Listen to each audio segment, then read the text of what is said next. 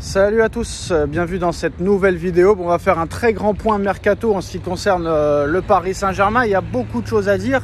Ça a été très calme au mois de juin, ça a été très calme au mois de juillet, mais là ça va commencer à s'emballer. Donc autant les départs que les arrivées, on va tout regarder, tout débriefer, tout analyser, les dernières infos, les dernières indiscrétions, les derniers scoops, les dernières rumeurs. On va tout regarder ensemble. Déjà, en ce qui concerne les départs, Gianluigi, c'est terminé. Voilà, Gianluigi, qui a quand même remporté la Ligue des Champions avec le Paris Saint-Germain. Alors, c'est très simple. Gianluigi Donnarumma voulait rester au Paris Saint-Germain.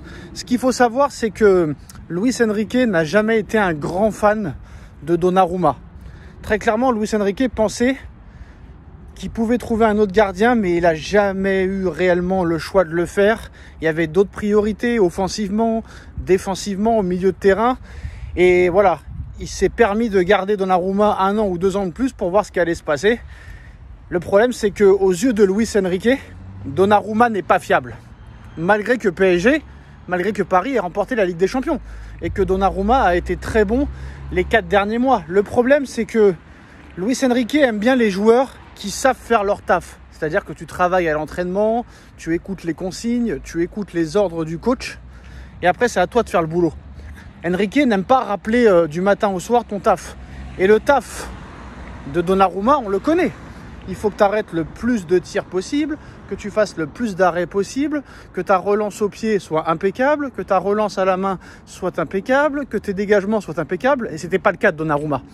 C'est-à-dire qu'après le match contre Liverpool, au match aller, où Paris domine de la tête et des épaules de la première à la 90e minute de jeu et que Donnarumma a un seul arrêt à faire et il ne le fait pas, je peux vous dire que ça a bardé dans les vestiaires, ça a bardé après le match et il a fallu que Luis Enrique, avec l'entraîneur des gardiens, prenne en face à face, en privé, Donnarumma pour lui expliquer qu'il fallait maintenant qu'il se bouge le cul.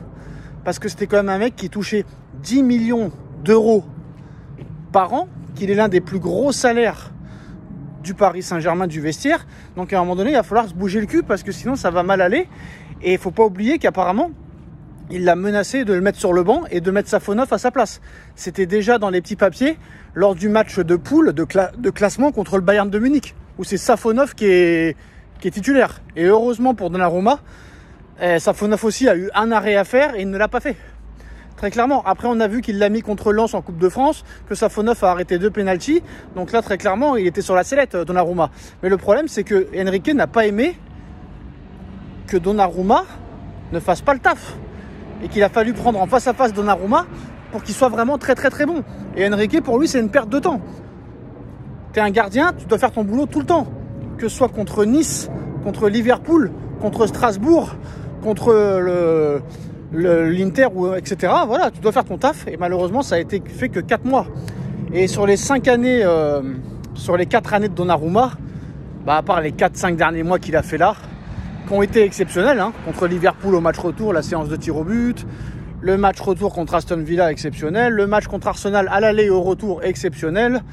On n'oubliera pas, mais voilà, c'est seulement 5 matchs sur 200 qu'il a fait. Et ça, aux yeux d'Enrique, ça ne va pas.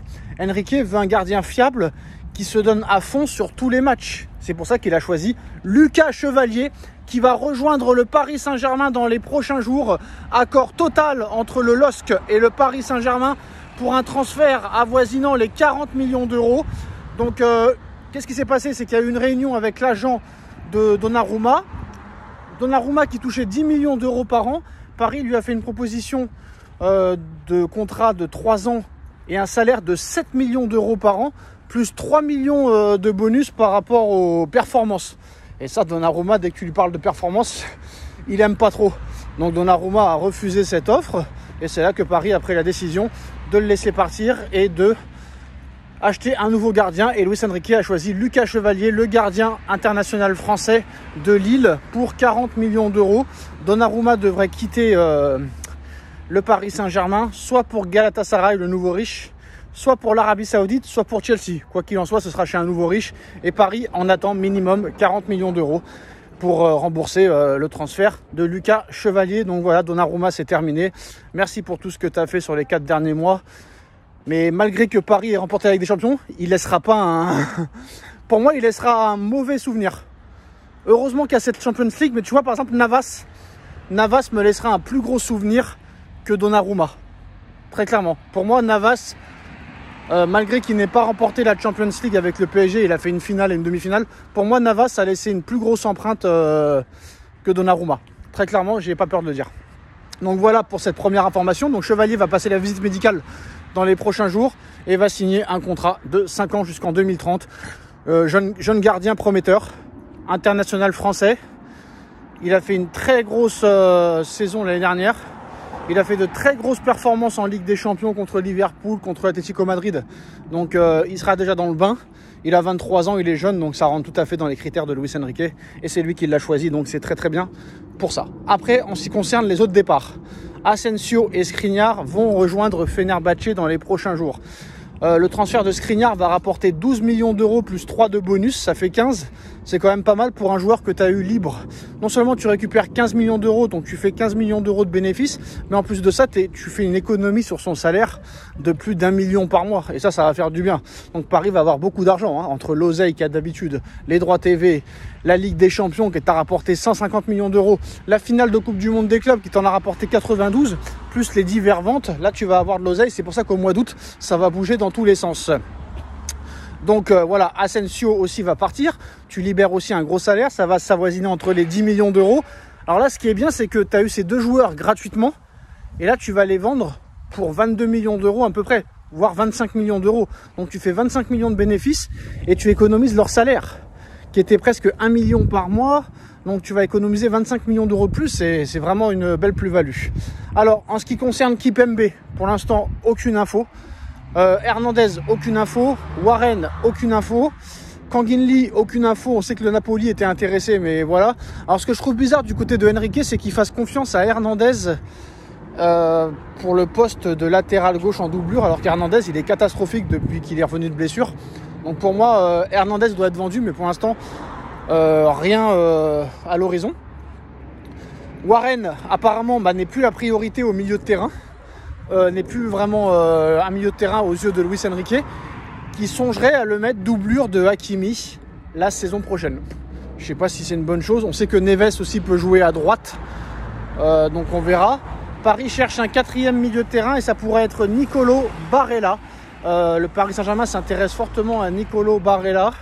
Il pourrait faire une offre dans les prochaines semaines, mais il y a d'autres pistes au milieu de terrain pour le moment. Luis Enrique veut faire monter en puissance aussi Mayoulou, qui pourrait être plus qu'un joker à la saison qui arrive. Donc ce sera intéressant de voir ça. Et offensivement, Paris veut vendre absolument Randal Kolo Muani. Manchester United, la Juve pour l'instant propose des achats, mais c'est vraiment trop peu. 30 millions, 40 millions, c'est pas assez aux yeux du Paris Saint-Germain. Kolo Muani est quand même un joueur qui est titulaire en équipe de France. C'est encore un jeune joueur, donc Paris en attend minimum 50 millions d'euros et ne le laissera pas partir à moins de 50 millions d'euros. Peut-être que la Juve va négocier un prêt avec option d'achat obligatoire. Donc voilà, en ce qui concerne offensivement, Paris cherche toujours un joueur ailier qui peut jouer sur les deux côtés, polyvalent, qui peut même jouer numéro 9. Il y a plusieurs pistes. Rodrigo Mora, ça c'est la piste numéro 1. Mastantuono, il a failli signer, mais à l'arrivée, voilà, il cherche un profil à la Mastantuono. Donc très clairement, on verra s'il nous sort un lapin du chapeau, mais c'est ce genre de style de joueur qu'il cherche. Un peu genre polyvalent sur les côtés, qui peut jouer 10, qui peut jouer 9, qui peut jouer ailier. Donc voilà, il veut apporter de la concurrence à tous les postes. En ce qui concerne la défense centrale, alors pour l'instant, Beraldo, il bouge pas. Apparemment, c'était du fake. Beraldo va rester au Paris Saint-Germain, faire une saison de plus. Il sait très bien qu'il ne sera pas titulaire dans un autre grand club. Donc il va rester au Paris Saint-Germain. Mais Paris veut boucler l'arrivée de Ilya Zabarni dans les prochaines semaines. Ce sera l'un des objectifs prioritaires du Paris Saint-Germain, qui veut absolument amener de la concurrence à Marquinhos. Et comme ça, si Zabarni arrive, Paris aura vraiment 4 défenseurs centraux de métier et pourra voir la saison arriver tranquillement si jamais il y a de la rotation à faire, et faire souffler aussi des fois Marquinhos. On sait que Marquinhos va mettre peut-être un frein vu qu'il va participer à la Coupe du Monde avec le Brésil, donc on ne sait pas s'il va être à 100%.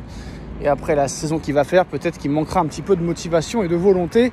Donc voilà, Zabarnyi, ça va se faire quoi qu'il en soit. Pour l'instant, Bournemouth ne veut rien savoir. C'est 70 millions ou rien. Paris a proposé 60 millions d'euros. On sait que Paris va augmenter son offre, peut-être de 60 à 65.